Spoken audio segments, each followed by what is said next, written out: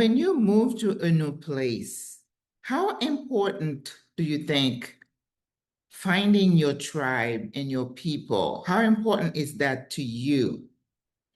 And do you think that might have any bearing on the quality of your time there or its longevity, how long you end up staying there? Let's unpack that. You know, on Monday this past week, I talked about the first 30 days after you land here in Panama or wherever you might be in the world. Having a systematic blueprint for the important things that you need to accomplish and to get into place is so important because the longer you're unsettled, you don't have an apartment, you don't have familiar things around you, that is going to impact how you feel, how you transition, how you view your new space. But today I want to talk about building community and what that means to you. Because, you know, it could mean something different to different people. So I want to focus on that and take you through what I did and how it's going and how I could have improved on it, how it could have improved.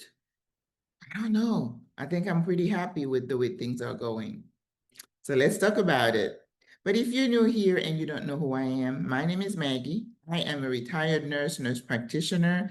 I have been retired here in Panama since January 2023, getting to my third anniversary, and I am still so excited to be here and grateful and thankful. Te amo, Panama. I think, first of all, you're going to have to figure out who you are, right? Are you an introvert? Are you an extrovert? Do you get energy from being around people, or do you crave alone time to recharge? That's a true introvert. You could be extremely extrovert or extremely introvert, an extreme introvert as well. Extremes are never good. Somewhere in the middle, it's a lot better.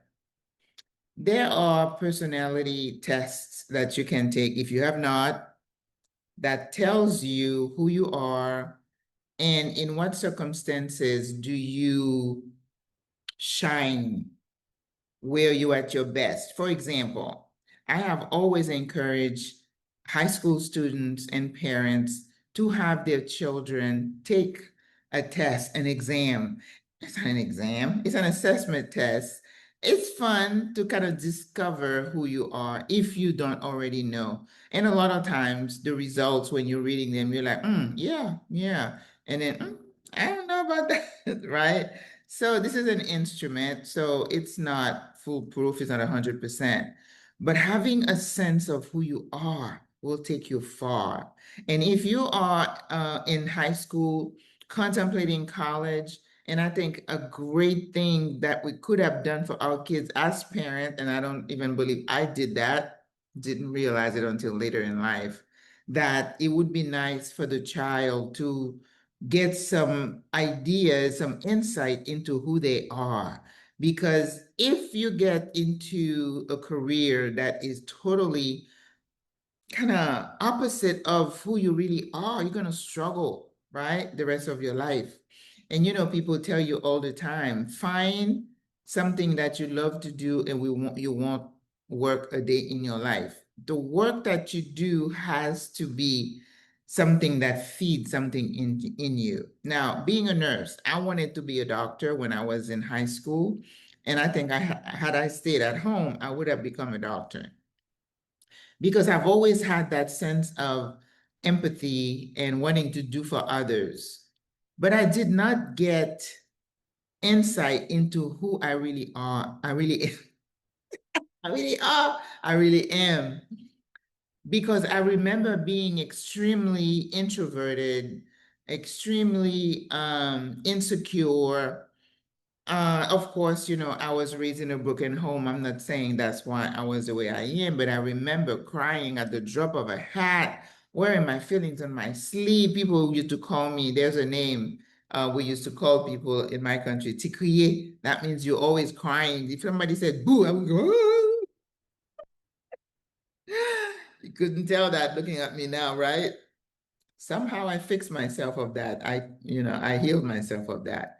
But I never really understood what I needed as a person to make me feel whole. So when I did not become a doctor after I came to the United States, and it was so difficult for an immigrant, it's a bad word nowadays, to get an opportunity to go to med school. So I ended up being, I don't say I ended up, it sounds terrible. I did the next best thing. I became a nurse because it was a shorter time. To be a doctor, you have to be in school for years and you can't work. And you just come to a country to get a life. You just don't have that luxury. Anyway, I don't want to go off on tangents, but my need to care for people, I've always been empathetic. I used to be the person in my neighborhood that would beg my mother to be the godmother to all the children in the neighborhood. So I would come to my mom and say, Mom, I got a new goddaughter, a good dancer. She's like, Madeline, get away from here, get away from here. Because what that meant is that she was responsible for buying the layette. The layette is that cute little dress, white outfit that they get when they go to First Communion. And I was a kid, so my mom had to pay those. I had loads of them. And somebody even told me, she said, "You're never gonna have children because you like babies too much." I got three. Don't listen to folks.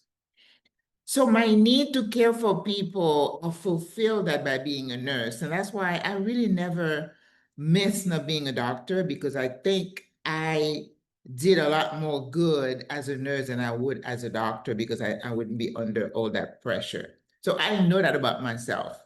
So I think the first step in thinking about finding your people is to know thyself. You've heard me say that in some other videos. What is it that you need? Do you need a bunch of friends to be happy? Do you need to go out several times a week to be happy? Do you need to be a super volunteer doing 5, 6 things at the same time to be happy? I don't know, it kind of sounds like ADHD to me.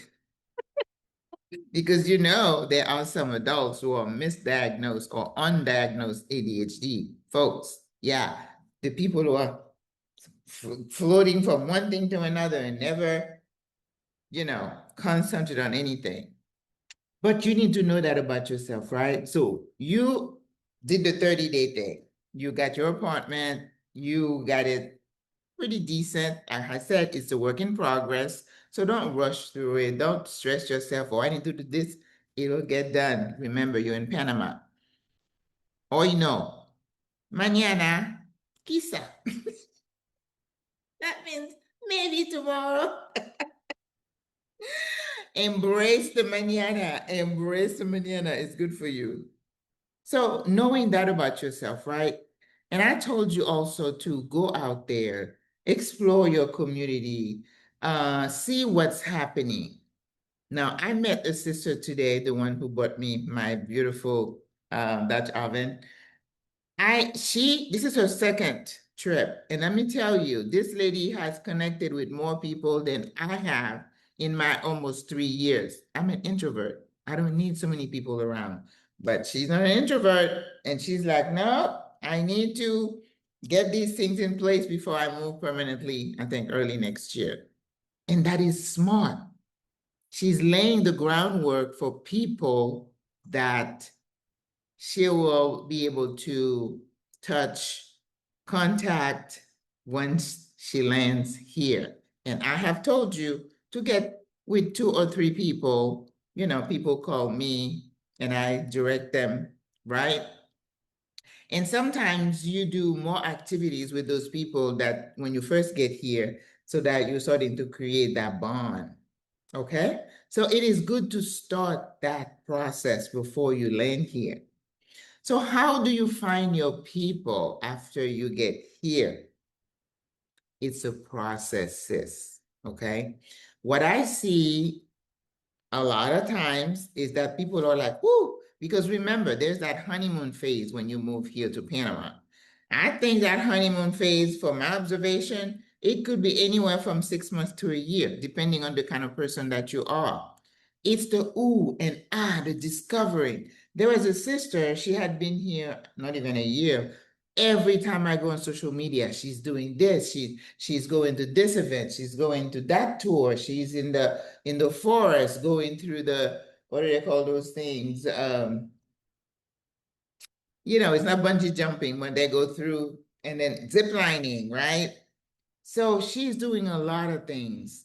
Now, a lot of it is discovery. It's not necessarily building community, okay? Building community to me means that you are intentional to find like-minded soul to spend time with, not to hug and just kind of smother them with your presence and your need of people, but spending time with folks to build meaningful relationships that can begin to lay the ground for a give and take. Building trust with people, I don't have to tell you that takes a long time. So you need to decide, how many people do I need to be in my circle for me to feel comfortable? You don't need 10, sis. You might need only 2. It's up to you.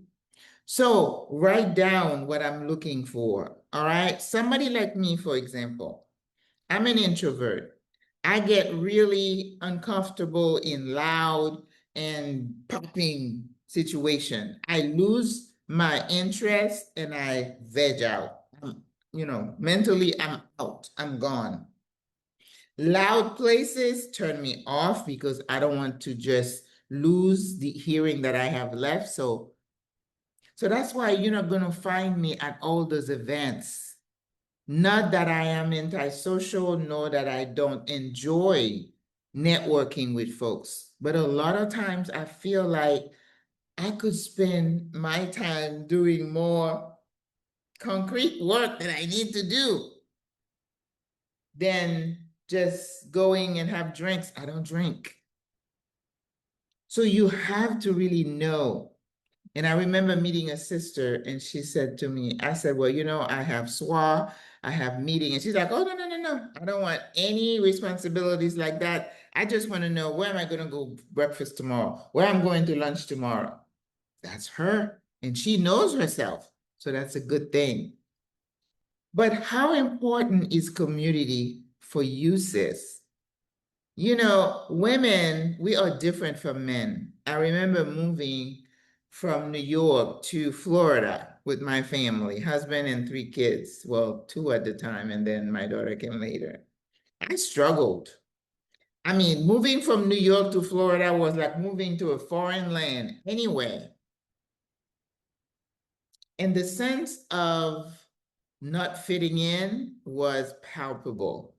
Everywhere we went, I had a job in a hospital, intensive care. That's how I moved.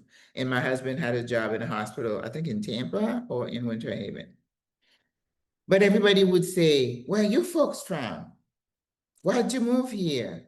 And the undertone was, we don't want you here. And even without that tone, we as women, we struggle for meaningful relationships. The guys, if they have a job, it feeds them and they're happy. Maybe they'll play a round of golf on the weekend and they're happy.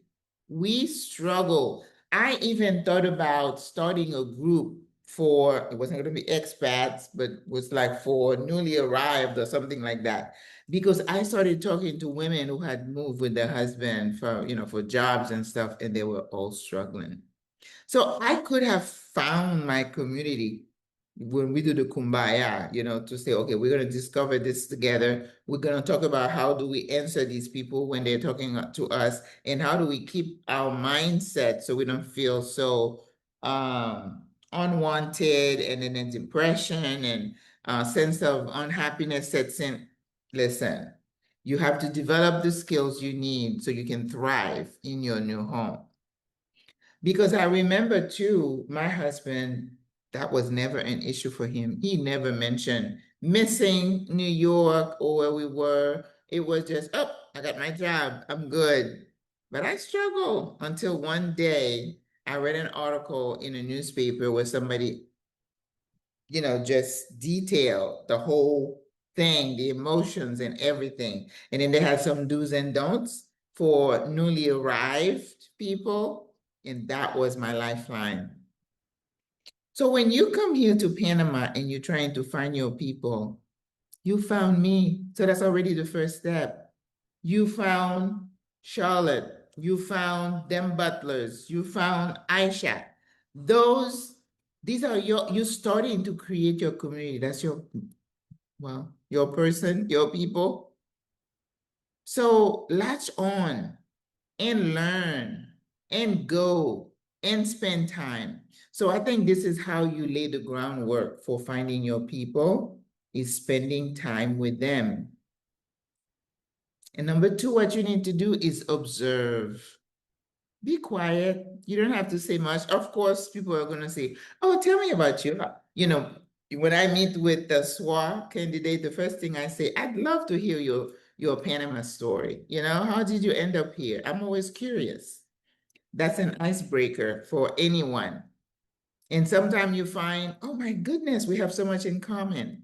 But if you don't spend the time to have coffee, I don't mean you have to go to the bar, it's loud. Those are not conducive for you to learn, to find your people. Go to the coffee shops. Go to Albrook Mall and sit in that little place where I have iced coffee with Vanessa. Go to the park and walk together, not in a huge group like Malvina is doing, because that does not give you the opportunity to do one-on-one, but just go with one sister and walk with them. You can learn a lot by talking to somebody one-on-one. You want to go to Merca Panama together. And it could be a small group. It could be a group of 2, 3, or even 4, but not in a large public place, because you lose that. So once you start meeting people, you're like, wow. The other thing you need to really pay attention to is that sixth sense, OMG, that internal barometer that we women have. When you meet someone, please tell me that I'm not the only one. I can get the vibe from that person. Let me give you an example. I landed here in Panama. I don't remember a day of the week it was. But through my Facebook contact, I had made a reservation to attend an event somewhere in Casco Viejo. I was so excited. I was like fresh off the boat. And of course, I'd seen pictures and names, so I'm just excited. And there was one sister I had connected with. So the whole time I got there, the Uber took me there. And you in the honeymoon phase. Listen, I'm just getting started. It's ooh and Casco. Wow, nice. I'm taking pictures. I'm excited. So I get there, and then the place is packed with women. I'm like, wow, this is lovely. But like, you're a stranger. Nobody knows you. You know nobody. I've been in business. I know how to work a room, right? So I'm shaking hands, introducing myself, but you can barely hear. It's like, hey, I'm Maggie. And then they don't know who you are. Okay. So I made a beeline for the person who was in charge, because I'm like, where is she? They said, oh, she's over there. So she was talking, doing the hostess thing that you do. And I remember she was over that way and I'm walking towards her. And I'm like, well, hey, so-and-so. And I was walking to extend my hand because I'm the new kid on the block. I just got here and it's a pleasure to meet you. I'm so glad you're including me in your event. And this lady looked me up and down, coming towards her. She was assessing, I don't know, my clothes, the way I walk. And then it was just my aura said, oh, sis, nope, nope, nope. So, I continued on. Hi, I'm Maggie. And I'm like, oh, okay, okay. You know me? Yes, I know you. I see you on your page and blah, blah, blah. There wasn't a lot to say to each other. There was no warmth. There was no interest. So the person that I am, that I'm like, I just don't have time to try to move somebody to my side. I was like, okay, I figured this one out. let me go on to the next. So I went and sat next to another lady. We started talking. And so you go to some of those events, you meet people, you share contact information, and go by your gut feeling. If that person is going to be part of your people, you may make another appointment and say, oh, well, let's have coffee, next week when you're available. And case in point, I met another sister. We met. She had posted something on her Facebook page. She said, I'm new in town. I'm looking to meet people. And nobody responded. And I said, because I know how it feels. So I said, I'll meet with you. So we met in a congrejo. It was like, so and so, Maggie. I found one. That's how you do it. I do not discount, dismiss my first impression of people. That doesn't mean I will not meet you again, because I'm always willing to say, well, maybe I got it wrong the first time. Because when I go the second time, it's like reinforces for me, you were right the first time. So give yourself time, sis, to find your peeps. It could be the person you're working with in Marvina's group, and then you latched on. You say, well, let's do something else, just the two of us. And getting to know that person, where they've been, that their story, how they landed here in Panama, what are their aspirations, what are their likes and dislikes, why are they here? When I am vetting a sister who wants to join SWRA, I have to know, where is your heart? Why are you here? And why do you want to join my group? Because we are a special group of ladies. We're not just here to, go and have coffee and play pickleball. You can do all those, sis. But we have a vision. We are moving forward to trying to create community so that when we get old, we can take care of each other. So give yourself time. I cannot tell you a timeline. I cannot give you a timeline. I cannot tell you it's going to take 6 months, right? It could be that you meet 5 people, this month, because remember, you got to spend time with them. So that is an investment of time and energy and money, because sometimes you go into lunch, you go into coffee. Invest. It's an investment, sis. So don't overlook your first impression. Find out the Panama story. You may have a connection that you haven't thought about. Find out the Panama, why are they here, right? Because if you have someone who loves to drink, who loves to party, and they want to go out to hook up, I mean, I may have one, appointment with you, but that would be it, because I don't do any of those things and I'm not interested in any of those things. And I think it's easier for some people, easier than most. It's easier for some people to make friends than other people to make friends. I don't make friends very easily, but I have lots of acquaintances. Difference. Acquaintances are people that you know tangentially. You work with them, they're in that department, you say hi. Those are your acquaintances. Then you have your casual friend. The casual friend is the one who maybe is really bubbly and is popular and can fit you in her calendar maybe once a quarter. You might find her, meet her at an event here and there. Those are casual friends. But your peep, you get to be a certain age. You need to invest in relationships that are going to serve you. Because remember, to be a friend, to get a good friend, you got to be a friend. It's a mutual relationship. Some people want to take, but they're not willing to give anything. You don't want those people around, because you're trying to build community. If I need someone to help me go to the doctor, can I call you? That's a friend.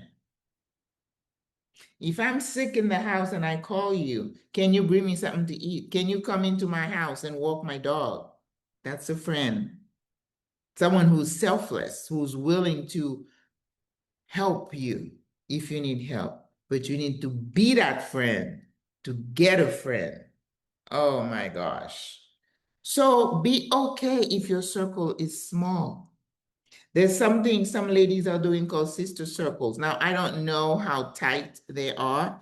Leslie, one of our sisters, is heading that. I don't know how tight they are, but that would be the basis for some more intimate relationship.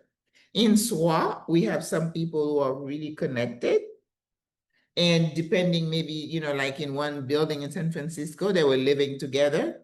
And even then, I can't gauge the level of intimacy that they have. Only they can do that. So understand, sis, that your people, finding them is going to take you time.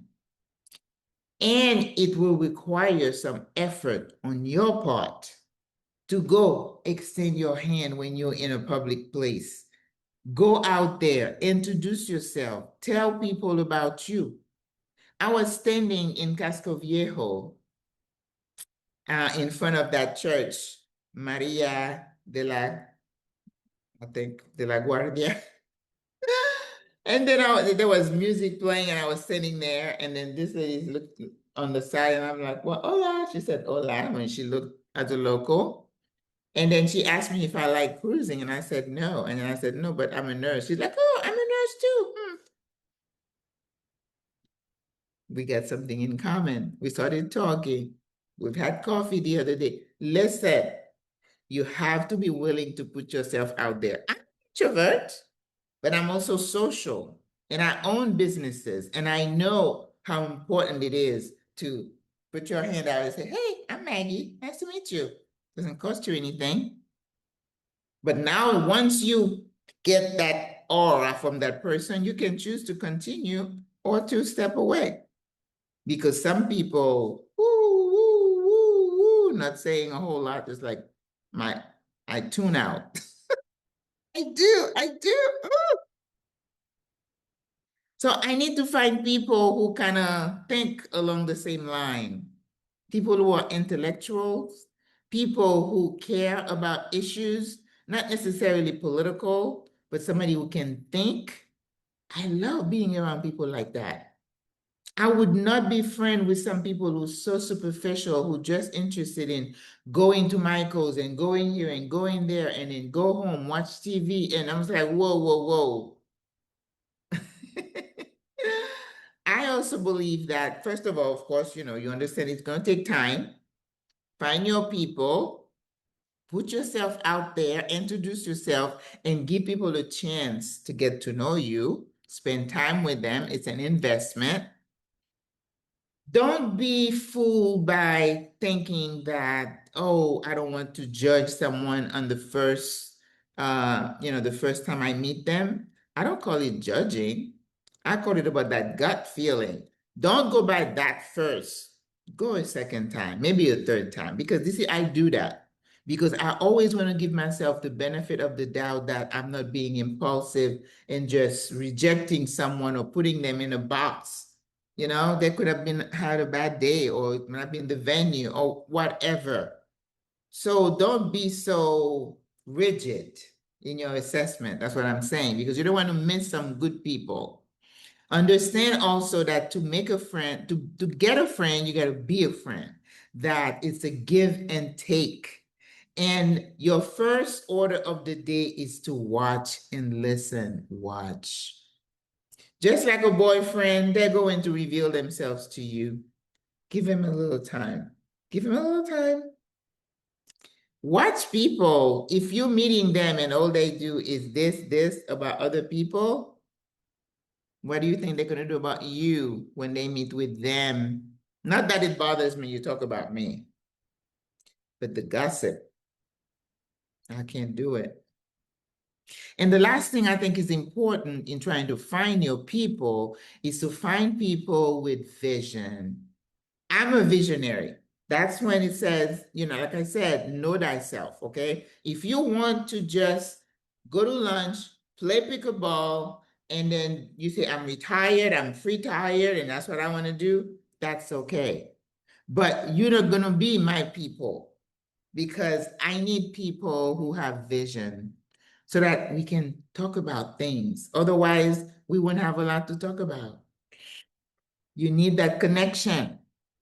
That's why I believe that SWRA has saved me in retirement. I did another video when I talk about how I found my passion. I'm a passionate person. I have many passions, but to find an opportunity, a venue to exercise those passions, that's the icing on the cake. And it doesn't really mean you're making a lot of money because it's all about personal satisfaction.